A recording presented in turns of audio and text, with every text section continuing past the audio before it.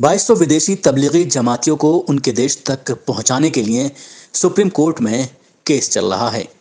आज इस मामले को लेकर सुप्रीम कोर्ट में सुनवाई थी।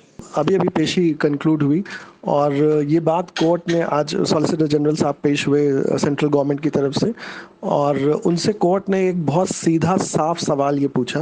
उन्होंने कहा कि क्या आपने इंडिविजुअल हर एक के वीज़ा को कैंसिल करने से पहले क्या नोटिस दी थी या उनको उनसे जवाब मांगा था। और दूसरा ये कि उन्होंने कहा कि अगर इनके आपने वीज़ा कैंसिल किए हैं तो फिर ये लोग यहाँ हिंदुस्तान में क्या कर रहे हैं, आपने इनको इनके घर क्यों नहीं भेजा। तो उन्होंने कहा कि हम इसका जवाब देंगे और जवाब देने के लिए हमें 2 हफ्ते का वक्त दीजिए। तो उन्होंने कहा नहीं बिल्कुल नहीं, आपको इतना लंबा वक्त नहीं दे सकते, और सिर्फ 2 दिन का वक्त दिया है उनको, कल और परसों, और उसके बाद जुमेरात के लिए 2 जुलाई को, क्योंकि ये बेंच जो है वो भी 2 जुलाई को ही अब बैठेगी, तो वो 2 जुलाई के लिए इन्होंने इस मुकदमे को तिबारा से लगाया है।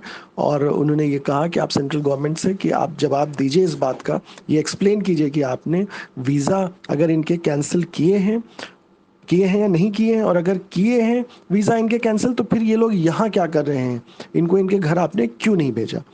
और हम लोग के लिए कि हम लोग और इसके ऊपर जजमेंट्स वगैरह भी उसमें कोर्ट में देंगे। तो अल्हम्दुलिल्लाह बहुत ही अच्छी हेयरिंग रही। और पहले शुरू में जब मैटर टेकअप हुआ तब सॉलिसिटर जनरल नहीं मौजूद थे। फिर जब उसको पास ओवर हुआ, मतलब थोड़ी देर के बाद, फिर जब बाद में आखिर में सुनवाई पे दोबारा लिया गया मैटर को, उस वक्त सरकारी वकील साहब जो सीनियर मोस्ट हैं, सॉलिसिटर जनरल साहब, वो पेश हुए और उनसे ये कोर्ट ने सीधा सवाल किया और उनसे कहा कि आप इसका जवाब दीजिए। तो इंशाल्लाह ये 2 दिन के बाद के लिए लगाया गया है और हमारे वकील हज़रात भी सब मुतमईन हैं, जो सीनियर्स हैं इसके अंदर सब मौजूद। तो अल्लाह का शुक्र है वो ठीक रहा सबकी दुआओं से। आगे भी आपसे दुआ की दरख्वास्त है, इंशाल्लाह आपको तफसील आगे भी पहुंचाते रहेंगे। मामला सुबह लगा हुआ था, जिसमें एक 3 रुकनी बेंच को इस केस पर सुनवाई करनी थी।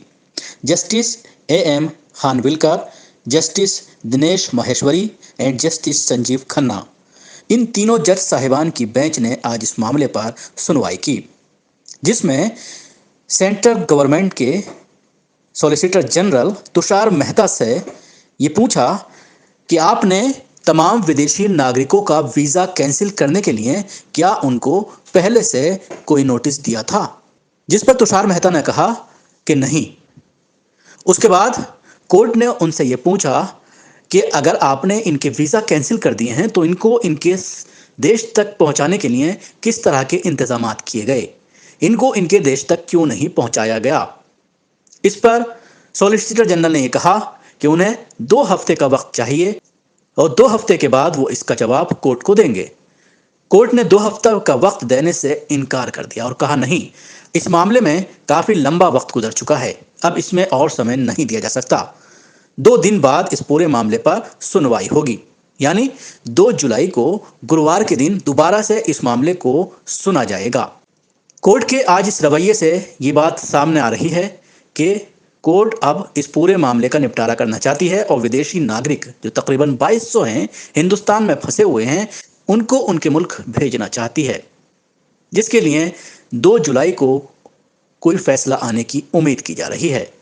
साथ ही जिस तरह से केंद्र सरकार ने इस पूरे मामले को लेकर रवैया अपना रखा है, न सिर्फ केंद्र सरकार बल्कि राज्य सरकारें भी जिस तरह से केसेस दर्ज कर रही हैं और जिस तरह से सबको बुक करने के बाद जेल भेजा गया और उसके बाद कोर्ट से जमानत मिली, कई मामलों में कोर्ट ने इन्हें तमाम ही धाराओं में बरी कर दिया। हरियाणा और उत्तर प्रदेश में इस तरह के कई मामले देखे गए जिसमें कोर्ट ने तमाम ही चार्जेस से बरी कर दिया, सिर्फ धारा 188 का दोषी माना, जिसके लिए 1 महीने की सजा होती है और वो पहले ही ये सजा भुगत चुके हैं। तो अब उम्मीद की जा रही है कि जितने भी विदेशी नागरिक तबलीगी जमात से जुड़े हुए भारत में फंसे हुए हैं, लॉकडाउन के बाद, कोरोना के बाद, वो अपने मुल्क तक वापस जा सकेंगे। लेकिन जिस तरह से इस पूरे मामले को लेकर सियासत हुई, अलग अलग तरह के आंकड़े पेश किए गए, मीडिया ने जिस तरह से जहर घोलने की कोशिश की, पूरे हिंदुस्तान में जिस तरह से मीडिया ने ये फैलाया कि ये कोरोना बम है और मुसलमानों के खिलाफ एक नफरत का माहौल बनाया, जिसके नताइज देखने में यह आए कि कुछ इलाकों में सब्जी फरोश, फल बेचने वाले, इनकी एंट्री बैन कर दी गई। Bureau report, news max.